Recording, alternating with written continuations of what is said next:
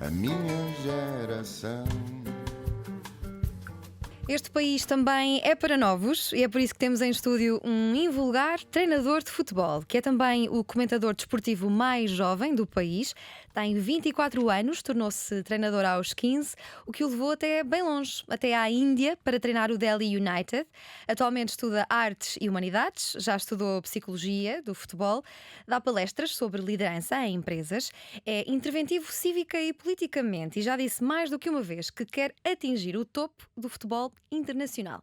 Estaremos diante de mais um Special One português, leitor compulsivo e aspirante a escritor. Em 2021 lançou o livro Convocatória, Conversas para ir a jogo, um livro baseado em conversas com o Francisco Guimarães, que está aqui à minha frente, convocado por mim para entrar neste jogo de perguntas e respostas. Olá, Francisco. Olá, Diana. Muito obrigado por este convite bem-vindo, e Mister. pela generosa apresentação.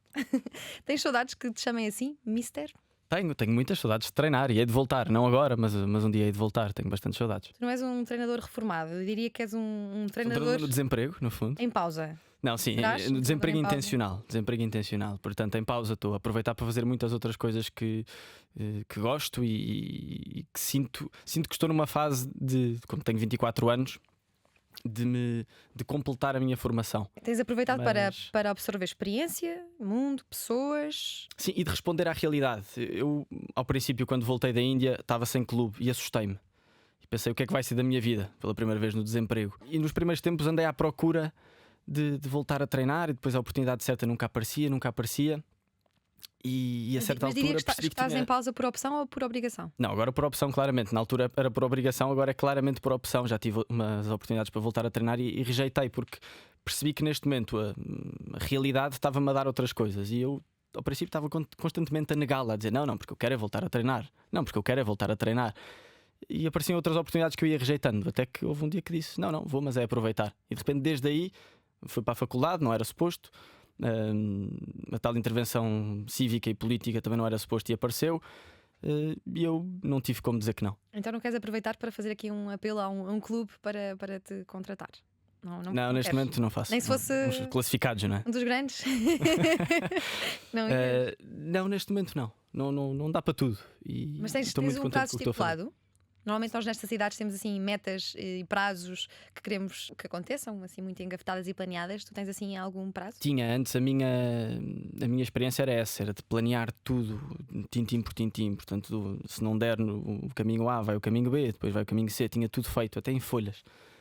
E de repente percebi que as coisas nunca aconteciam como nós queríamos. E eu lembro há pouco tempo li um livro que falava sobre a vocação e que falava em 3 condições para a vocação. As condições inevitáveis, por exemplo, uma pessoa que não tem o braço direito não consegue jogar handball com o braço direito, isso é uma condição inevitável, portanto, sendo assim muito direto e muito prático. Falava naquilo que o mundo precisa de nós, portanto, os sinais que a vida te dá relativamente aos teus talentos e depois os teus dotes naturais. Portanto, eu acho que são essas 3 condições que vão definindo um bocadinho o caminho.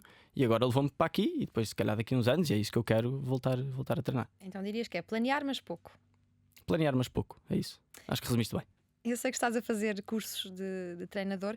Como é que vês o facto de os treinadores precisarem de ter um certo nível do curso para se sentarem no banco da Primeira Liga e falarem nas entrevistas flash?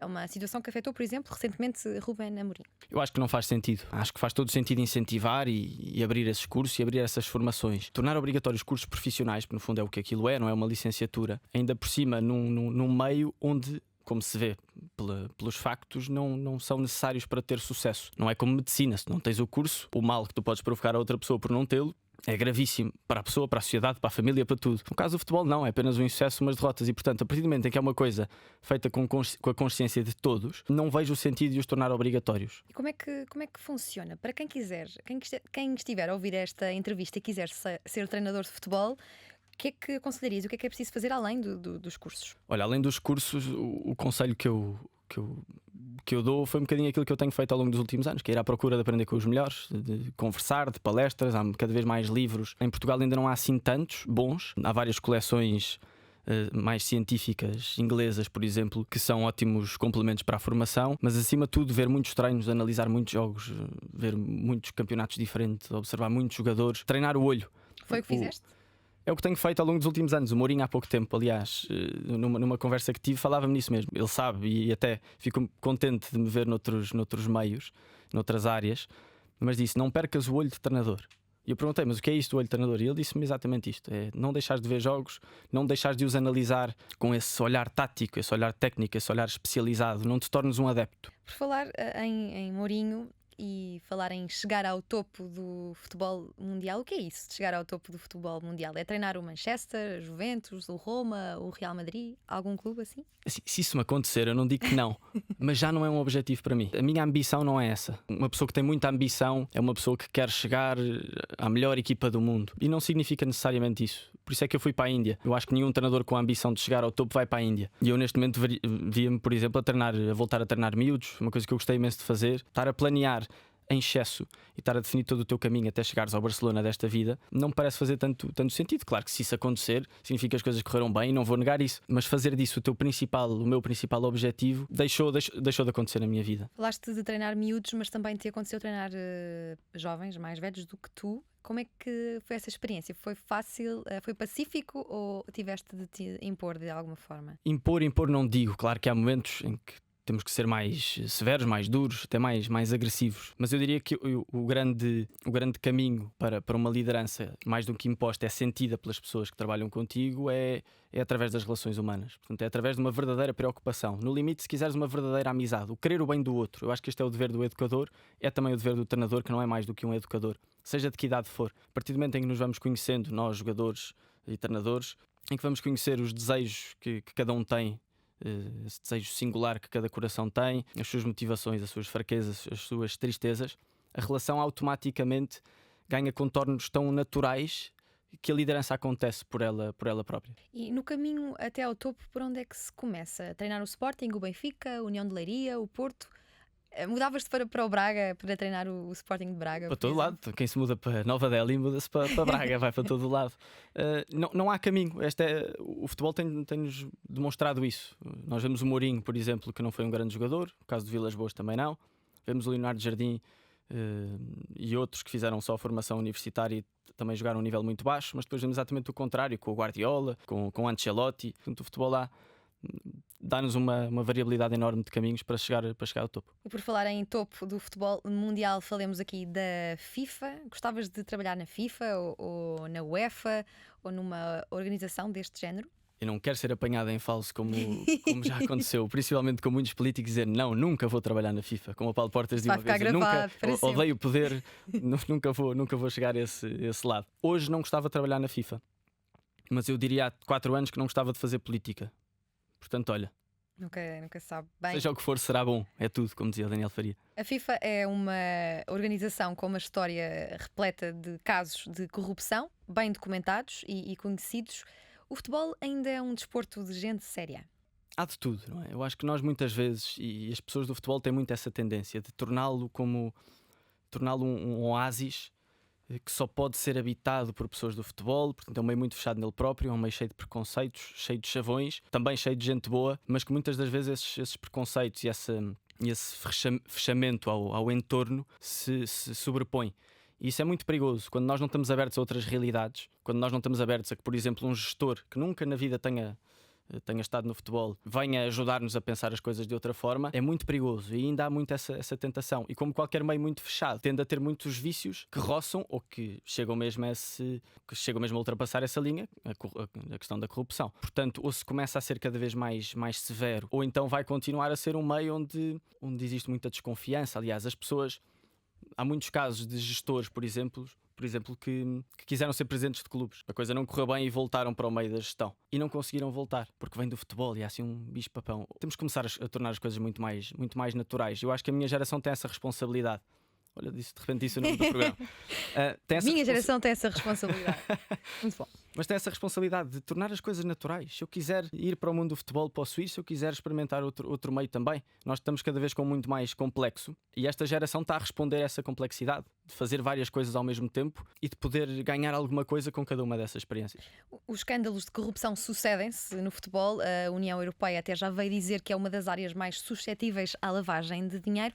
Achas que há um problema de cultura ética no mundo do futebol? Mais uma vez, eu acho que não é só no futebol, é em todo o mundo. O futebol não é mais do que um reflexo da realidade. E depois, com um meio onde há muito dinheiro, muitos patrocínios, muitas empresas, isso se calhar ganha contornos que estão muito mais exponenciados, que estão muito mais visíveis. E, portanto, há um grande problema de ética, mas eu acho que é em todo o lado. Na política também se fala muito disso, mas depois, se vais analisar o mundo da advocacia, também acontece exatamente a mesma coisa. O que eu acho que no futebol é como é um meio muito mais complexo, com muito mais profundezas, com uma muito maior envergadura, isso torna-se muito mais visível. Portanto, a falta de ética é um problema da humanidade.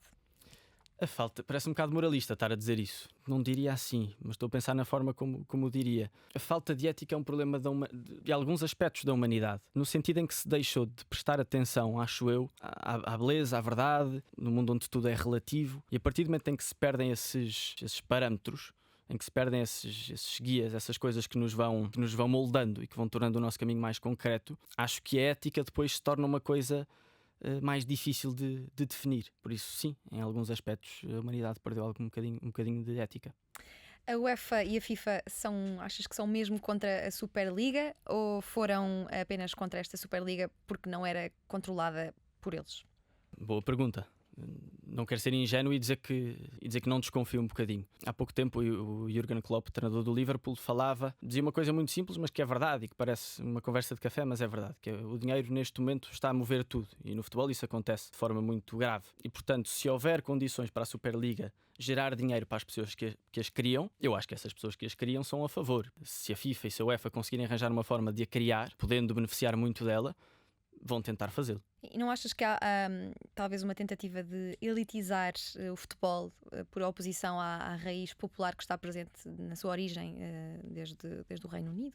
Transformar numa coisa só para os melhores, só para os mais ricos, sim, isso acontece. E é muito difícil voltar à tendência natural, como começou em Inglaterra, muito bem demonstrado pelaquela série da Netflix que estreou há um tempo sobre o início, sobre a origem do futebol, mas foi sempre uma luta de classe. Isso é uma coisa muito curiosa. Nós às vezes temos a ideia de que foi uma coisa que nasceu apenas das raízes e não é bem assim, é uma misturada de classes que foi consolidando a coisa. Eu acho que isso é o natural que aconteça, é essa mistura, tanto de classes como de etnias, como uma quantidade enorme de personalidades que vão moldando isso. Se formos muito fundamentalistas e quisermos popularizar demasiado ou elitizá-lo demasiado, isso é que é o perigo de não estar aberto a qualquer massa, digamos assim. O que é que, na tua perspectiva, tem manchado mais a imagem do futebol, tanto nacional como internacional? Eu acho que os problemas de corrupção e depois a falta de educação e abertura a outras realidades, que tem a ver com esse fechamento também, mas não só. Ainda é mal visto um jogador que lê, ainda é mal visto um jogador que escreve, ainda é mal visto um jogador que intervém politicamente. É mal visto. No nosso meio, no meio futebolístico, é mal visto. E essa própria pessoa é prejudicada por isso. Aliás, nós temos um exemplo muito concreto do Francisco Geraldes. O Francisco Geraldes foi prejudicado por estar a ler José Saramago? Foi, infelizmente foi. De que forma? Infelizmente foi, porque a carreira, como não correu como as pessoas esperavam, começaram a usar esse argumento para atirar, dizendo do género, ele tem que preocupar com jogar, ele está demasiado distraído com a literatura. Se deixe de Saramagos e companhias. E não é assim. Não é assim. O mundo é tão complexo. Se não procuramos outro tipo de... uma abertura ao mundo, aí sim é que vamos ser altamente prejudicados. E o futebol vive um bocadinho nessa redoma, que tem que rapidamente abandoná-la, porque senão isto vai ganhar contornos cada vez mais agressivos. E felizmente há exemplos contrários. Felizmente há pessoas como o Geraldes e não só, como o Guardiola, como o Mourinho, que vão estando abertos a isso e que são pessoas cultas e educadas e formadas. Mas é preciso que essas pessoas vão ganhando, porque senão são abafadas pelo resto. E olha, ser olheiro de futebol e agente não rende mais do que ser treinador e não requer as mesmas skills de observação? Não, ser olheiro não rende. Ser empresário pode render mais, mas ser um bom empresário é muito difícil e, portanto, há uma quantidade enorme de pessoas que tentam entrar por esse meio e que não têm sucesso. Portanto, eu diria que neste momento, olhando para as escalas, o ramo que ainda rende mais é o ramo de treinador e de jogador, principalmente de jogador. Ainda acontece em várias equipas os jogadores receberem mais que os treinadores. Isso é um grande desafio de liderança. Não digo o único, mas dos únicos meios onde os líderes podem receber menos do que aqueles que são liderados, do que os jogadores. Isso é muito difícil depois de haver alguma imposição. Como nós vemos em muitas realidades, em muitos clubes, há jogadores que ganham uma dimensão tal que se tornam maiores que os próprios clubes, quanto mais maiores que os próprios treinadores. E muitas das vezes há a tentação de um líder se impor com essas pessoas, com essas estrelas, e quando se impõe, perde a mão ao grupo e torna-se uma pessoa indesejável para o clube, porque o jogador ficou maior do que ele. E isso é muito perigoso. E, portanto, diria que um bom jogador, a realidade do jogador é sempre a realidade mais benéfica do ponto de vista financeiro. Entrando aqui nas dinâmicas do mercado, achas que é ou não absurdo os milhões que se gastam em jogadores e até que ponto é que os miúdos, muito novinhos, com alguns deles com quem já tens alguma experiência de trabalho, não se podem deixar afetar por isso? Do ponto de vista económico, não sei, não percebo nada. Do ponto de vista ético e moral, pode ser perigoso para os miúdos da formação. Principalmente quando esses valores começam a chegar a essas idades. Nós já vemos jogadores contratados com cláusulas de rescisão, miúdos de 12 anos, com cláusulas de rescisão de 30 milhões. Isto é uma coisa impensável. Não sei se deveria ser proibido ou não, mas sei que do ponto de vista ético, para a educação da pessoa, para a educação da criança, não tem benefícios nenhuns. Acho estúpido e exagerado e acho que não faz qualquer tipo de sentido. Portugal é o país do mundo onde o lucro com a transferência dos jogadores foi maior. Para onde é que vai todo este dinheiro, visto que os clubes portugueses continuam na falência? Polémicazinha, Diana Duarte. Sabes que isto era um passeio no parque. Achava, por acaso achava. Não, contigo, não é um passeio no parque. Não sei para onde é que vai para os empresários, vai para alguns treinadores. Não sei se isso está descrito depois nas contas, no relatório de contas, mas vai, há treinadores, é sabido que há treinadores que beneficiam com determinadas transferências. Daí a desconfiança. Essa pergunta que me fazes demonstra exatamente essa realidade. É porque é que o futebol é um meio onde que as pessoas desconfiam tanto. É exatamente por causa disso. Há tanto dinheiro, mas os clubes continuam pobres, continuam endividados. O Barcelona tem bilhões de dívidas, não conseguem inscrever os jogadores. Como é que é possível? Onde é que está o dinheiro, não é? Isso é uma pergunta que ninguém sabe, mas vai para pessoas que muitas vezes não estão descritas nas folhas. Em relação ao enorme peso dos intermediários nos negócios de transferências de jogadores e da tentativa da FIFA regulamentar isso mesmo, estabelecendo um corte nas comissões por negócio, achas que é nocivo ou não que um intermediário, que não é o artista, digamos assim, nem é o clube que o formou, nem o clube que lhe deu visibilidade, no fundo é apenas um agente não produtivo que se mete no meio do negócio, por vezes chegar a ficar com 35% ou 40% do valor da transferência, com valores absolutamente pornográficos de 10 milhões e às vezes até mais. Achas que o futebol, enquanto fenómeno popular e desporto competitivo, não está de certa forma capturado por estes agentes? Acho que estamos demasiado dependentes deles. Acho que eles são muito benéficos porque no fundo são facilitadores. Se as coisas forem postas em cima da mesa, se forem feitas às claras, não tem grandes defeitos. O problema é que é tudo feito um bocadinho pela calada e isso é um problema. E depois, sim, estavas a falar das percentagens, às vezes muito maiores do que aquelas que deveriam ser, mesmo do ponto de vista legal. Isso sim, um empresário receber 30%, 40%, mesmo que esteja descrito apenas 10%, mas depois há outra forma de o receber através de empresas, enfim, é completamente exagerado. Portanto, os jogadores, os treinadores, os clubes não podem ficar com uma parte que é menor, não faz qualquer tipo de sentido. Mas muitas vezes estes intermediários estão a decidir sozinhos sobre a vida de jogadores, Diana, há miúdos de empresários, 20 anos e pouco mais. Mais do que isso, há empresários que definem a vida dos jogadores e que a condicionam totalmente, isso é grave. E há empresários que definem a vida dos treinadores pela pressão que colocam aos presidentes. Já me aconteceu, e atenção, na minha realidade, que não foi o topo do futebol mundial, ser pressionado para colocar o jogador X e pressionado pelo presidente, que é pressionado pelo empresário, porque ele tem que jogar, porque o clube, como não tem dinheiro, precisa do dinheiro que o empresário põe, entre aspas, no fácil clube. Não ceder a essa pressão? O Vítor Oliveira, um treinador que morreu há pouco tempo, um treinador que eu admiro imenso, que subiu muitas vezes de divisão, dizia que a coisa mais importante para um treinador era ter liberdade financeira, e é exatamente por causa deste tipo de questões, que é tu só cedes se precisares mesmo daquilo. Se não dependeres, é um bocadinho como a política, se não dependeres daquilo para nada, podes facilmente dizer que não. Depois as vitórias também ajudam a consolidar isso, infelizmente. Acho que também são demasiado definidoras do nosso trajeto nos clubes. Se ganhares, é mais difícil para um presidente tentar impor a decisão dele. Se perderes e além disso não tiveres liberdade financeira para dizer que não, liberdade financeira e interior, muitas vezes não há liberdade financeira, mas a pessoa está tão ciente dos seus valores que diz que não, independentemente se vai viver para uma mansão ou para debaixo da ponte. Há quem tenha essa liberdade, mas é muito difícil de atingir. É muito difícil de ceder e a maioria das pessoas fazem-no, mas eu não critico isso. Eu nunca o fiz, mas porque vivia em casa dos meus pais, porque não dependia daquilo, porque gosto de fazer imensas coisas além do futebol, mas e quem não consegue fazer mais coisas? É muito complicado. E em relação aos regressos dos jogadores aos seus clubes, o Pepe voltou para o Porto, o Jorge Jesus voltou para o Benfica, há vários exemplos deste género nas histórias dos clubes. Faz sentido isto acontecer? Ronaldo poderá mesmo acabar a sua carreira no Sporting? Ronaldo Manchester United também pode acabar e até vejo como uma coisa bonita. Como no futebol neste momento estamos a atingir valores astronómicos, há na cabeça do jogador a sensação, do jogador e do treinador, e não só, a sensação de que pode ir ganhar sempre mais, quando já não precisa daquilo para nada. A ambição, quando é desmesurada e sem sentido, serve de pouco. E quando se substitui essa ambição pela verdadeira felicidade e pelo prazer de jogar futebol, o caminho fica perigoso. E portanto, eu gosto sempre de ver essa... Eu acho que não se trata de um romantismo, mas gosto sempre de ver essa naturalidade, esse voltar às raízes por parte de jogadores. Significa que gostaram daquela casa, que querem voltar, mesmo abdicando dos salários, como aconteceu agora com o Pep no Barcelona, com o Piqué no Barcelona, em que abdicou do seu salário porque percebeu que o clube estava em dificuldades financeiras. Vamos ser realistas. É verdade que ele poderia receber muito mais, mas o salário que tem agora é muito maior do que qualquer pessoa no mundo e não precisava daquele extra. Portanto, fazer isso em prol do clube, acho bonito. Um jogador que regressa também a um clube que não tem tantas condições, acho uma coisa interessante e acho que se deve cultivar isso. Sobre a exigência de ser jogador de futebol, há uma grande pressão sobre o corpo, lesões crónicas, exigências físicas e também uma limitação à liberdade dos jogadores.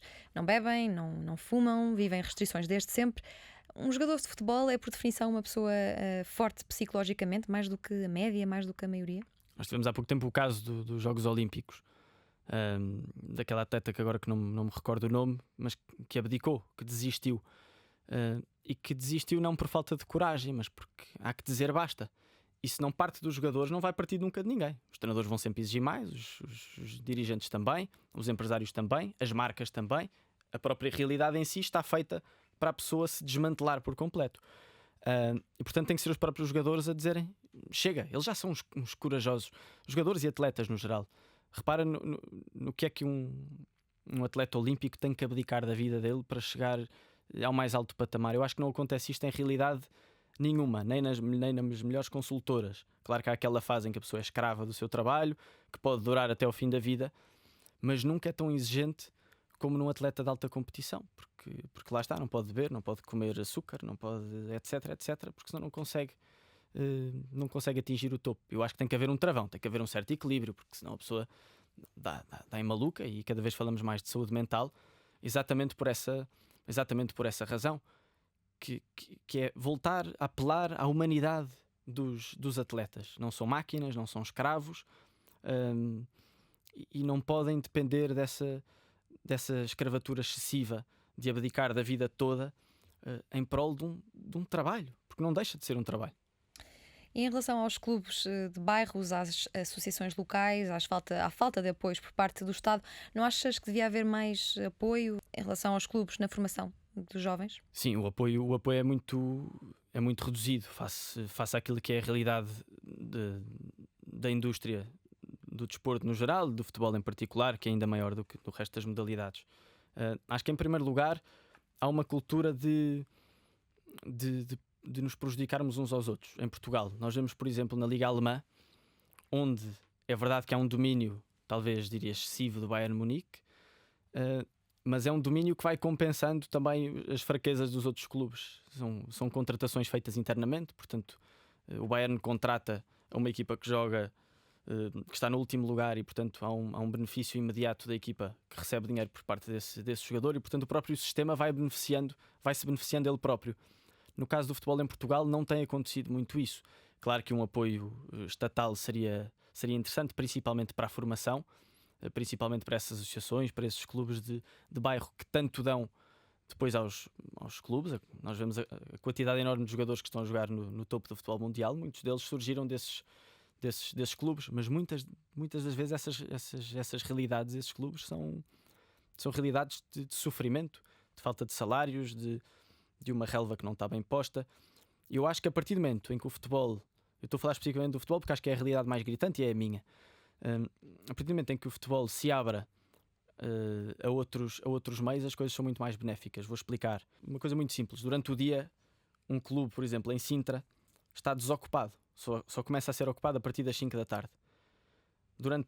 Das 8 da manhã às 5 da tarde, o clube é um vazio completo, sem pessoas, sem atletas, gasta-se mais dinheiro do que se recebe.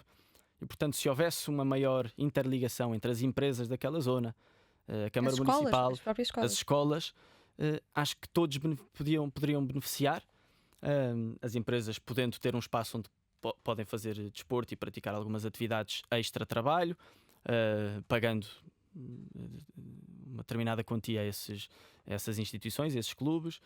As escolas podendo aproveitar para aulas extracurriculares e não só.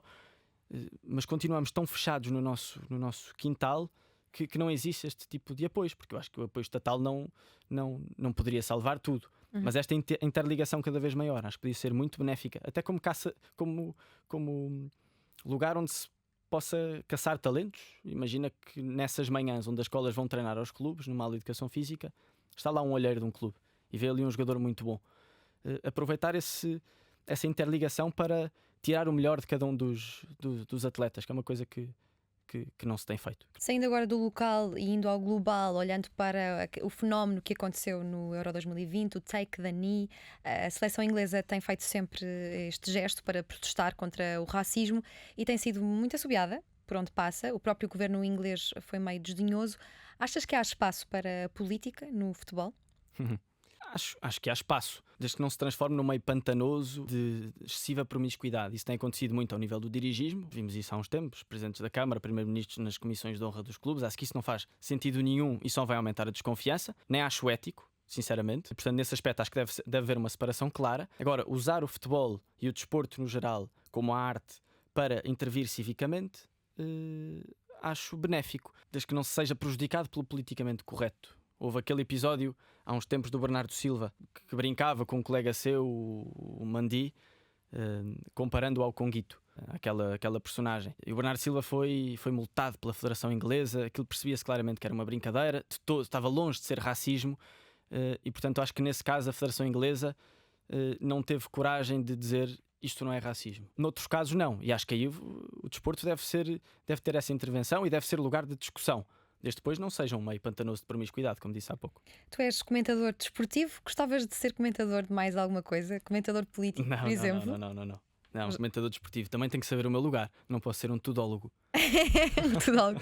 Mas gostas de política, juntaste-te à campanha de Carlos Moedas. Sim, gosto imenso de política, sempre gostei.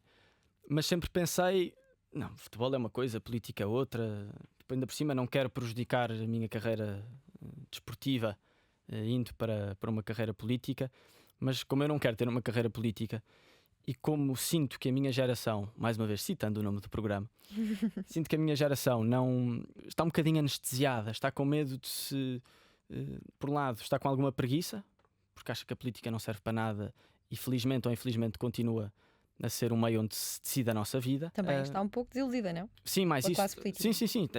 Há uma certa preguiça, há uma desilusão, há uma quantidade enorme de fatores que afastou a minha geração, e não só, mas a minha principalmente, que afastou da política. E, portanto, de repente, surge-me um convite de um homem, que é o Carlos Moedas, que eu admiro imenso, que sempre admirei, e eu estando sempre a criticar a minha geração, dizendo que devemos meter mais politicamente, devemos afirmar as nossas convicções, devemos ter intervenção cívica, porque no limite é uma intervenção ética, no fundo, se estivermos a lutar pelo bem comum. Se eu estou sempre a criticar os meus amigos que estão sentados nas suas casas e que têm medo de intervir, vou dizer que não, só com medo de prejudicar a minha vida. Ficas de alguma forma ligado ao PSD? É um partido com o qual te identificas? Não fico nada ligado. Identificas-te com o PSD? Não me tenho que identificar com o PSD. Mais uma vez, não me tenho que identificar com o PSD, nem com o CDS, nem com o PPM, nem com o PS, nem com partido rigorosamente nenhum. Estou como independente na política. Independentemente é aquela figura que tem duas interpretações. Não é aquele... Quer estar apontadinha para o futuro.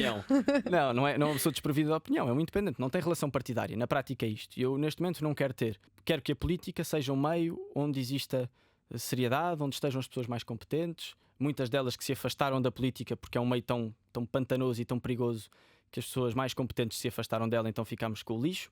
E de repente aparece um homem que tem, para mim, todas as condições para estar na política mais uns anos, ainda por cima fazê-la muito bem, com competência, com seriedade, com humildade, com rigor, tendo uma carreira fora da política profissional de grande sucesso, com credibilidade internacional. E eu vou dizer que não a este convite. Não sei se já notaste, mas há uma coisa interessante que eu tenho reparado ao longo dos tempos. Há grandes intelectuais ou pensadores ou pessoas que gostam muito de falar na televisão, na rádio e até, sei lá, em jantares, que gostam tanto de discutir política como futebol.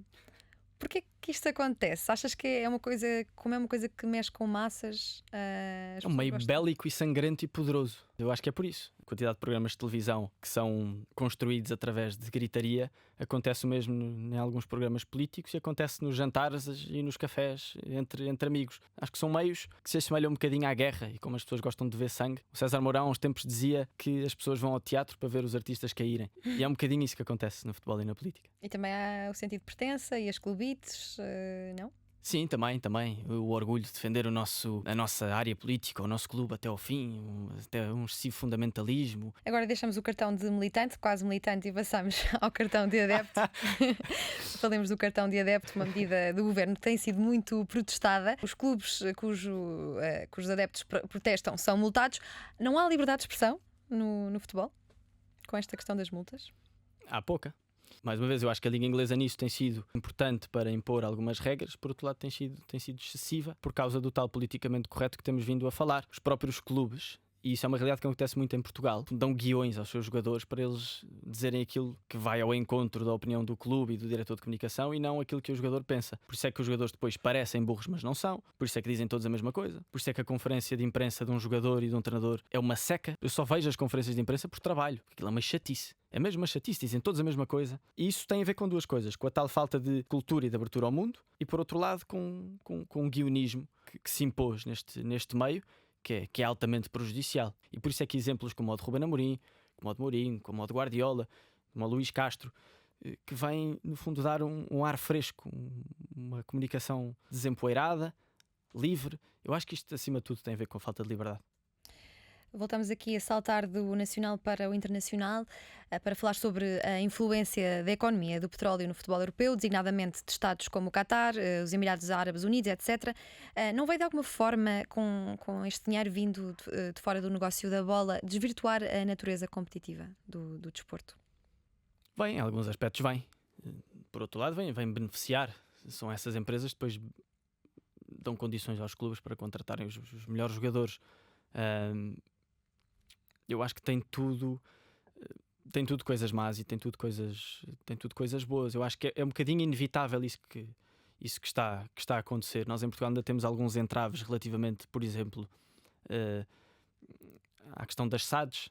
As SADs ainda são mal vistas porque não correram muito bem, mas eu acho que isso tem a ver com a forma como se regula os investidores e não pelo facto deles entrarem. Eu acho os investidores muito bem-vindos. Até acho muitas das vezes que é benéfico para os clubes serem adquiridos com uma percentagem maior por parte do investidor do que do próprio clube. Isto relativamente às SADs, que é o que acontece em muitos casos em Inglaterra. Muitos exemplos correm bem, muitos exemplos correm mal. Mas eu acho que no limite nós precisamos desse tipo de investimentos, desde que sejam bem... desde que as regras estejam muito bem definidas. E muitas das vezes não estão, em Portugal não estão, e por isso é que aconteceram casos como o do Belenenses, como o do Atlético, como o do Leiria, de clubes que de repente se extinguem à conta de investidores que vêm mas que depois desaparecem. Mas isso tem a ver com o sistema em si e não com os investidores entrarem. Deixando aqui o circuito do petróleo e passando a falar sobre o circuito mediático português, tu tens 24 anos e já tens um grande palco mediático. Vais a programas de daytime, a programas de grande audiência na rádio, como a Prova Oral, ou às 3 da manhã. Sentes que és um privilegiado por estar no circuito mediático português? Sou um privilegiado em tudo. Por ter conhecido as pessoas que tenho conhecido nos últimos tempos, por ter tido a educação que tive, por ter tido a sorte de ter andado em escolas incríveis, por ter os amigos que tenho. Há pouco tempo o cardeal Tolentino Mendonça escrevia no Expresso uma coisa muito bonita, que é por mais que sejam as 30, não estou a citar, não me lembro bem da frase, mas era mais ou menos isto, por mais que sejam as nossas tristezas e os nossos momentos desoladores, basta abrir a janela e contemplar as miríades de milagres que acontecem e perceber que a graça pesa infinitamente mais no prato da balança. Isso é uma coisa que eu sinto diariamente. É uma coisa mesmo verdadeira. Claro que tenho mérito, tudo isso, e que trabalho e que fiz as coisas acontecerem. E porque aproveitei. Se eu vir o Guardiola no lado da rua, não vou fugir, vou falar com ele. Isso eu aproveito. Mas também é verdade que as coisas que me acontecem muitas vezes não são planeadas. Eu apenas as aproveito. Mas é uma assistência. Eu só tenho que marcar o golo. É daqueles golos de baliza aberta, muitas das vezes, que eu tenho que marcar e de uma coisa que me aconteceu. Mas nesse aspecto, sim, tenho. E achas que Uma sorte, esse graças. circuito mediático em que te moves tem jovens suficientes a representar a nossa geração? Não, acho que não. Mais uma vez, por isso também me sinto um sortudo. Eu faço parte de um projeto que se chama 100 Oportunidades. Também. Penso que tu também, exatamente. Que tem a ver com isso. Que é... O projeto é criado pelo João Marecos, pelo Diogo Alves, que são pessoas da minha geração. Global Shapers? como Global tu? Shaper, sim. Eu na altura ainda não era Global Shaper, agora já sou. Mas o projeto foi criado por eles e foi muito bem pensado, que é, normalmente, os jovens, quando vão para o espaço público, ou são convocados por... primeiro, se calhar tenho que fazer este pequeno preâmbulo. Olhamos para o espaço público e vemos os tais tudólogos que eu há bocadinho falava, que é pessoas que falam de tudo sem ser especialistas em nada.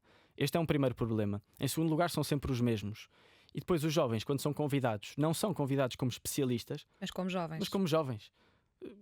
Isso, em alguns aspectos, pode fazer algum sentido, mas na maioria dos aspectos, uma pessoa é convidada para falar Sobre a sua área sobre de a sua especialidade. área, determinada perspectiva, da sua perspectiva, que há de ser diferente de outra pessoa que tenha outra idade, mas o facto de ser jovem não lhe dá as condições necessárias para falar sobre isso. O que lhe dá as condições necessárias para falar sobre isso é o que ele estudou sobre a matéria. E portanto esse projeto nasceu por causa disso, para se mostrar à comunicação social que realmente existe uma quantidade enorme de gente cheia de mérito que pode falar sobre as suas áreas de especialidade. E por isso acho que temos, tanto tu como eu, como o João, como o Diogo, que estamos a falar, tem Estamos essa todos em sintonia, responsabilidade. não é? E tem essa Empurrar os responsabilidade jovens de para o mostrar espaço público. às pessoas que há uma geração multifacetada, especializada, muitíssimo competente para falar sobre imensos assuntos. E eu acho que as coisas têm vindo a mudar. Já se começa a ver em alguns aspectos, em alguns espaços, a nossa presença. Estamos cá Estamos para isso. a dominar. Não, ainda não. Tenho aqui Nem uma... quero isso, deixa-me só dizer isso, Sim. que não é um confronto geracional. Eu também acho que isso Não, mas é uma não geração deve com sentido acontecer. crítico, opinativa, que Sim, merece. mas muitas das vezes há a nossa tentação de enchermos o peito e dizer somos nós contra os mais velhos. Não. E não é isso. É um diálogo intergeracional que eu acho que deve acontecer, não é? O que seria de Beethoven sem Mozart? O que é que seria daqueles? O que é que seria de mim sem aqueles que me precederam? E isso é muito importante ter essa noção. Eu tenho aqui uma provocação para ti, vinda de alguém que diz: o tipo era para ser treinador, mas agora fala muito e nunca sei que treino é que ele anda a dar. Passou só a ser um Quem é? speaker. Onde saber quem é é? que está o maker? É um amigo teu de infância. Não vou agora aqui citar, porque eu não sei se vou ferir a privacidade de um amigo teu. Ok. Passou só a ser um speaker. Onde é que está o maker? O maker está nas coisas que eu faço diariamente, não é? Eu sou comentador na Sport TV, que é um lugar onde eu gosto imenso de estar, e que muito bem me acolheram. Mas além disso faço uma quantidade enorme de coisas, desde voluntariado, mais o livro que escrevi há uns tempos e que foi publicado recentemente, desde esta intervenção política / cívica. Mais uma vez, as pessoas gostam de nos rotular e de Não, nos mas eu queria colocar... entrar aqui na questão Eu sei. de ser speaker, orador, palestrar, dar conferências, entrevistas. És um Já não dou comunicador. uma palestra, olha, vou dizer, já não dou uma palestra há quase um ano, exatamente por causa disso. Porque houve uma pandemia pelo meio também, não é? Não. As palestras Ia e haver por conferências Zoom, ao vivo. ia haver por Zoom. Sim, Exatamente por causa disso, que é eu preciso de viver para ter alguma coisa para contar. sim. E eu acho que dos 15 aos 21 realmente aconteceram-me coisas que se calhar mereciam ser contadas às pessoas. Dos 21 aos 24 não aconteceu nada ainda de significante na minha vida. Se calhar começa agora a acontecer, começam agora a acontecer novamente essas coisas, mas até essa altura não estava a acontecer nada de interessante. E depois estar constantemente a repetir o discurso e as histórias, por um lado deixa de ter impacto e transforma-se numa coisa falsa e pouco Mas onde eu natural. queria chegar e o que fica aqui à vista é que és um comunicador nato, és eloquente, ser locutor de rádio, apresentador de televisão, ator, não te faria deixar de querer ser treinador? Não, eu Não? gosto. Eu acho que isso por um lado é um problema, por outro lado é uma coisa boa. Eu gosto de fazer tantas coisas que confesso que às vezes me perco um bocadinho nessas coisas que gosto de fazer.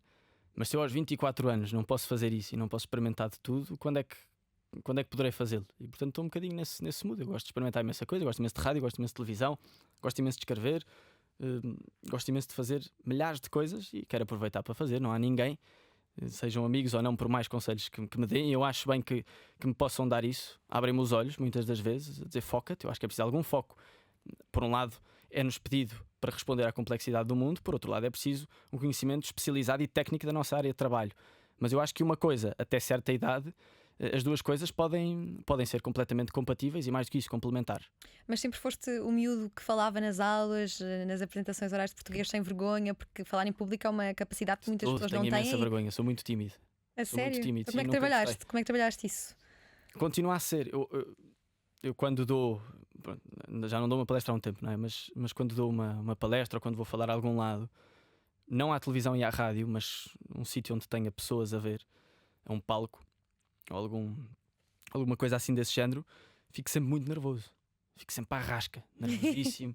Mas é mesmo quando já estás em cima do palco ou é naqueles Sim, o tempo segundos inteiro, é um antes? sofrimento constante. E aquela hora, ou aquela hora e meia, ou aquela meia hora, seja o que for, é sempre uma resposta ao meu comodismo, à minha Sair própria natureza. da zona de conforto, como que se costuma dizer. Sim, exatamente. No fundo é um bocadinho isso.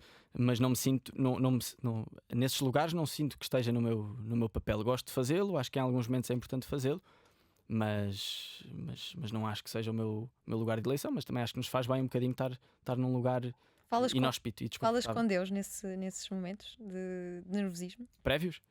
Ou durante? Durante, Durante antes? dava jeito de ser iluminado. Mas sim, antes, depois, durante. Tenho o hábito de rezar todas as manhãs, às vezes à noite esqueço-me. É de manhã, é para ser cara à noite. Vai variando, mas de manhã sempre. De manhã sempre. E isso ajuda, vai consolando e vai nos amparando. Acima de tudo, vai relativizando. Que é o que é o meu trabalho comparado com o resto da minha vida, com as coisas verdadeiramente grandes que me acontecem. Se eu disser uma calinada agora, aliás, já disse várias, estamos aqui há 40 minutos, Não me lembro. estou há 40 minutos a dizer calinadas. Mas se eu disser, está bem, é chato, pode ser viral, pode-se virar contra mim, tudo isso, mas na prática tem importância, não tem importância nenhuma. E portanto, o que é que somos nós comparados com as montanhas, não é? Mas Deus é uma presença muito constante na tua vida. Quando é que apareceu? É uma coisa de família, de educação? Sempre, eu sou católico desde que me lembro. Portanto, Nunca questionaste? Já, questiono-me permanentemente, mas não ou seja, não sobre a existência de Deus, mas sobre algumas particularidades. A existência de Deus sempre foi uma coisa muito evidente na minha vida, mais do que andar à procura. Voltamos àquilo que estamos a falar, que é como é que com toda a porcaria que eu faço diariamente, porque é fácil e não estou aqui a ser falso modesto, faço mesmo, faço borrada todos os dias. Daquelas que Peço desculpa pela tens que expressão. levar ao confessionário? Sim, a todo lado. E de repente, como é que continuam a acontecer coisas bonitas? Há pouco tempo uma amiga minha contava uma história que é de uma beleza incomensurável. Ela estava numa paragem de autocarro e estava a sentir-se pesada, de peso na consciência, sentia que não estava a ser perdoada, estava triste, e de repente houve num café ou numa casa de alguém a voz da Amália, e toda a gente que estava na paragem olhou e ficou parada. Houve um silêncio total naquele momento, e ela sentiu que essa beleza a salvou, a perdoou. Foi uma beleza redentora, e mais do que isso, foi uma beleza imerecida. E eu acho que é isso que me acontece. Eu acho que é a grande prova da existência de Deus, que é como é que com toda a porcaria que eu faço continuo a ser merecedor das coisas bonitas que acontecem na minha vida. É menos exigente viver com essa crença?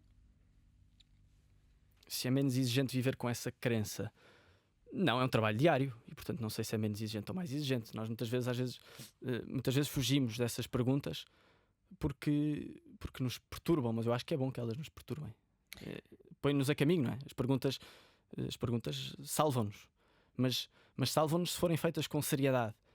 Aquelas perguntas sem fim que nós queremos fazer só para provocar, só para desafiar o outro, aquelas perguntas de espertalhão, acho que não salvam ninguém. Quando uma pergunta é feita séria, quando uma pergunta implica uma resposta séria, quando uma pergunta implica uma resposta nossa, das nossas ações, E quando uma pergunta implica ir às profundezas da nossa existência, da existência do outro, essa sim é uma pergunta séria que deve ser respondida de forma também ela séria.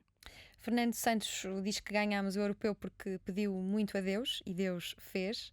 Também é esta a tua relação com Deus? Eu acho que não foi bem pedir isso que ele disse. coisas. Eu acho que não foi bem isso que ele O que é que disse. ele disse?